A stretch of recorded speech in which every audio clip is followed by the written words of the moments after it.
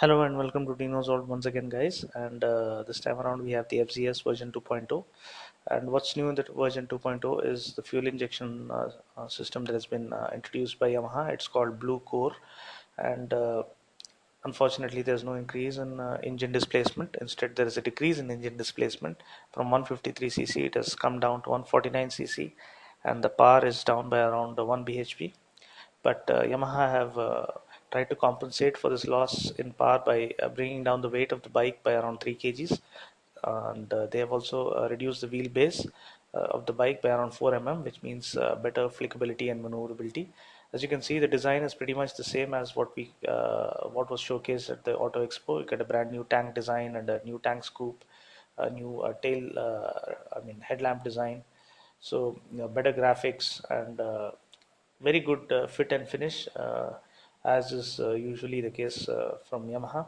You get a brand new design to the exhaust, very well done, looks really good and aggressive, goes well with the macho look of the bike, and the matte black finish again. This is the orange variant available, and it looks really very good.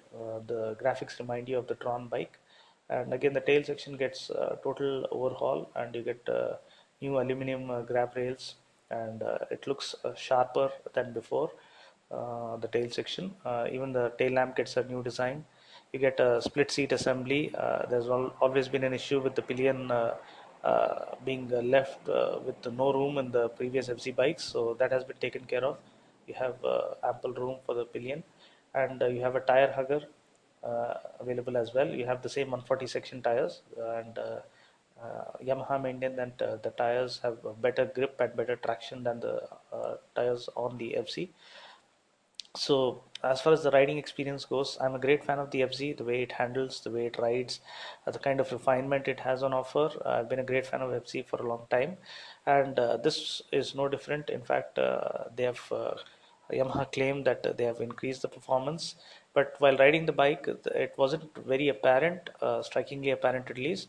It did pull cleanly across the mid range like it usually does, and the refinement is very good.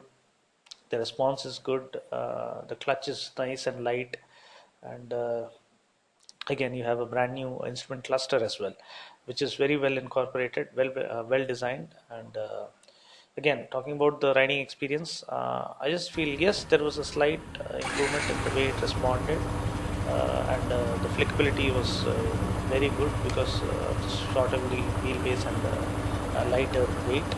So apart from that, nothing else to mention. Yes, I did feel the lack of a sixth gear because I could really work across all the way up to the fifth gear within no time, and I was left searching for the sixth gear. Apart from that, another thing missed is the rear disc. The kind of price tag it has been offered with, I just hope they will include a rear disc as well. But anyway, you have a good, fresh new design for the FZ, which has been around for quite some time.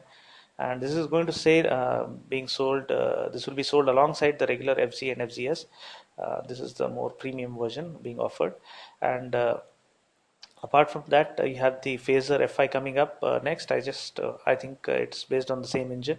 So that's about it for now, guys. I just hope this walk around video was useful. Until next time, take care and God bless.